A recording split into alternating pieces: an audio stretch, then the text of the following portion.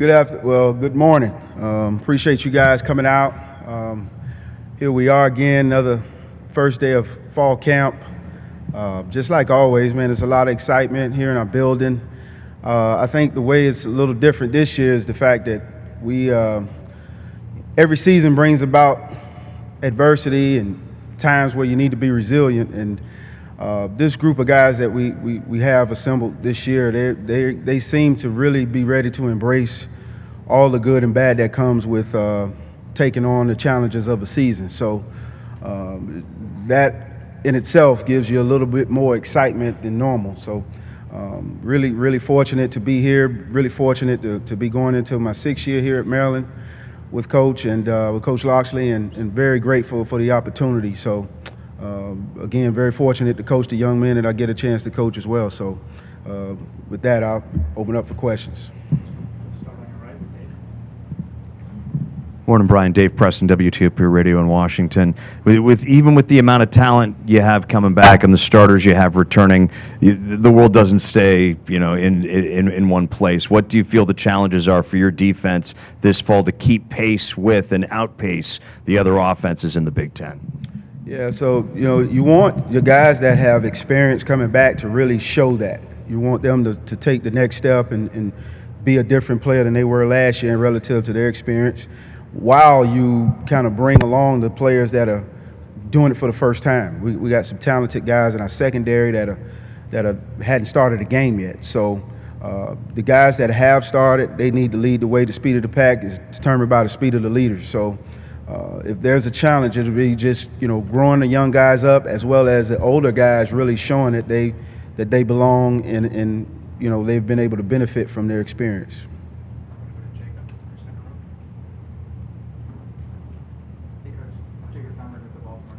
Jacob. About this as well, but having 6 defensive backs drafted in the past 6 NFL drafts, 4 in the past 3 years, and some other guys in NFL camps, just the healthy competitiveness between those guys. What do you recall about that, and how integral do you think that was in the development of players? Yeah, I mean, it's you just look back and you think we still show examples of guys like Jacorian Bennett, Nick Cross, Deonte Banks, Tarheeb Steele. I mean, those guys were competitive and competed at everything they did from day one to the time they left.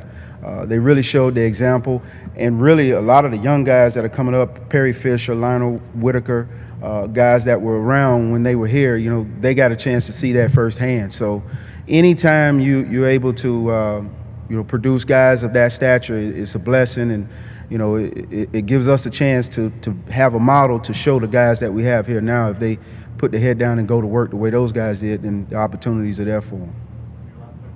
Hi, Coach. Michael Stamatos with the Diamondbacks. So Coach Loxley earlier mentioned that this was going to be a defensive-led team this year.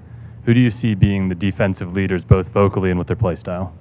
Yeah, so, when Coach says that, I mean, really what that entails is the fact that we have some guys that it's their time to lead. They've been in the program for a few years now and have really made a contribution, and now it's their time to really take the bull by the horn. So guys like Tommy Aking-Basode, Tajay Johnson, Kellen White, obviously Dante Trader, Ruben Hippolyte, guys that have continued to really be to the forefront of our leadership, and they know what it takes to get it done. They're at that stage where they know why it's important to do the little things, and they're able to, grandfather that into the rest of the team. So we're very fortunate to have those guys leading us in that regard.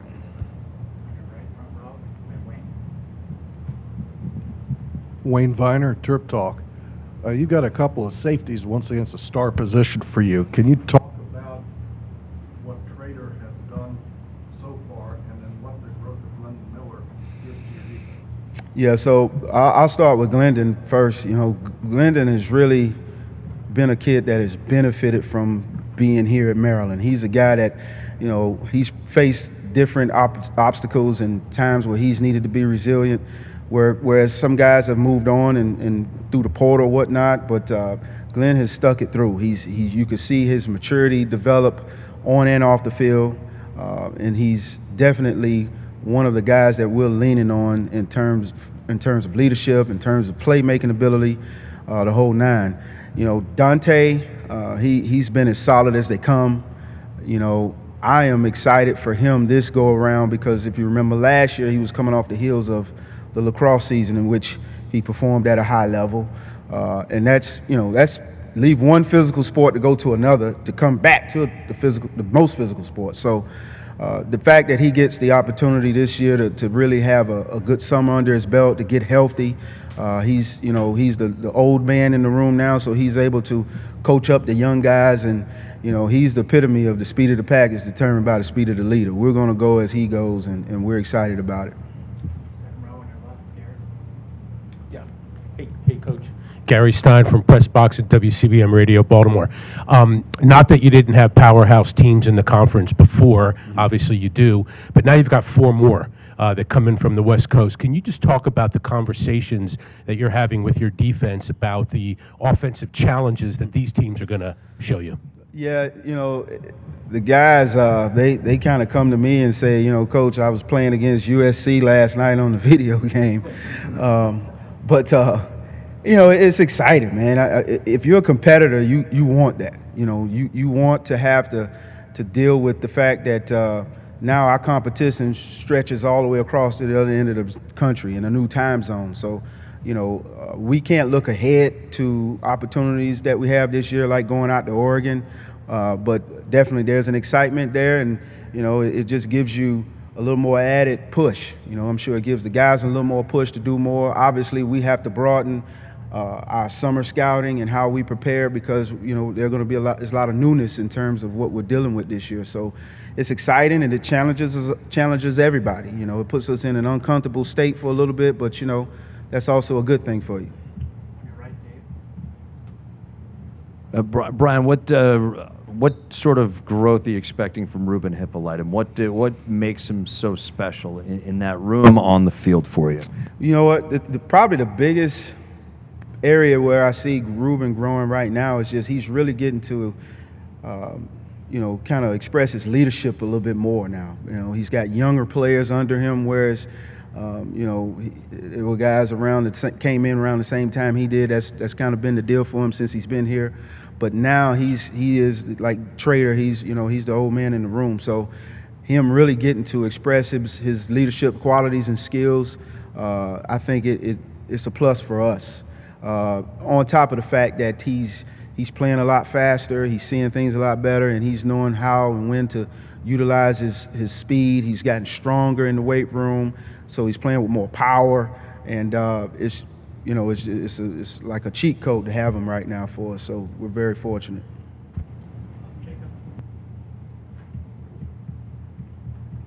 Coach, the corners that I asked about earlier, you hear defensive coaches talk all the time about how one of the most important things for a defensive back is, being a goldfish, flushing a bad play and just moving on. With those guys in particular, how quickly were they able to acclimate in that? And just in your experience as a defensive coordinator, how hard is that to teach a young defensive back flushing a bad play and just, moving on to the next one?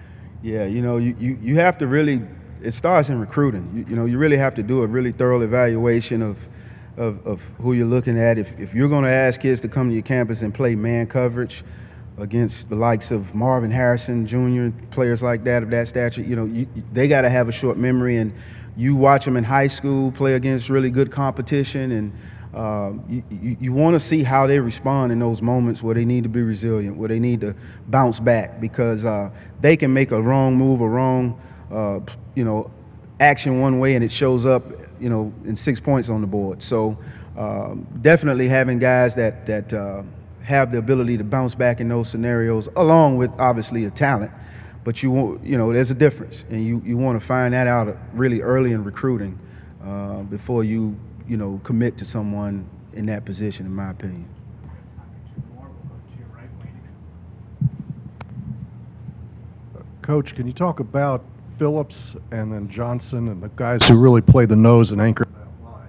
And what's the ceiling for Jordan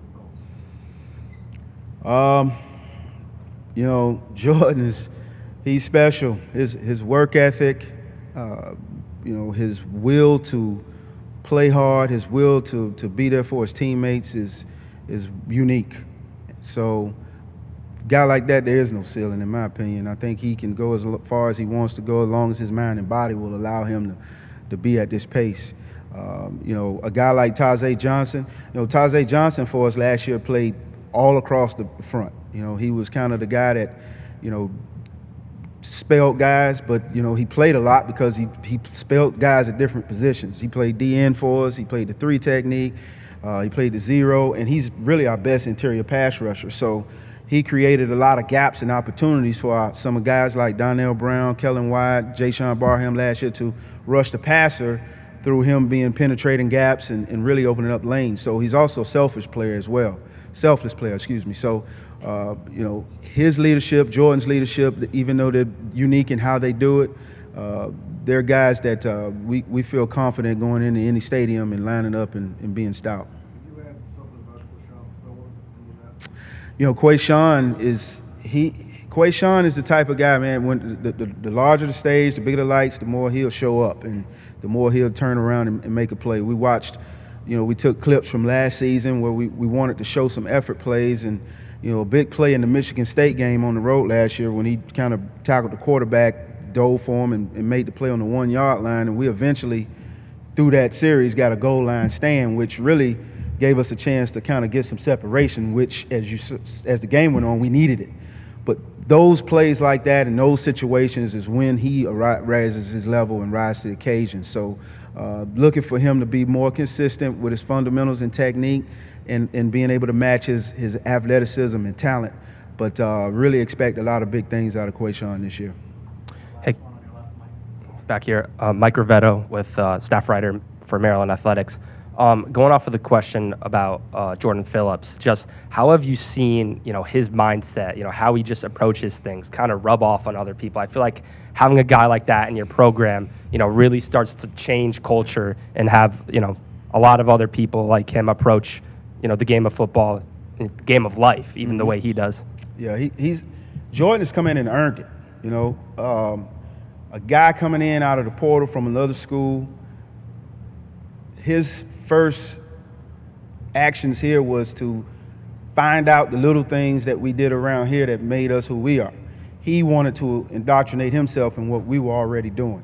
So he didn't come in with any type of, you know, what's the word I'm looking for? He didn't come in expecting anything, if you will. He came in really coming in to buy in. And I think, you know, early on, obviously his unique way of working and approaching his work was a little different for some guys. But as time has gone on, people see that guys see that he's real about what he's doing. He believes in it. And, you know, he's earned the respect of his teammates. And he'll earn the respect of his opponents as well. Thank you, Coach. Appreciate it. Thank you, guys.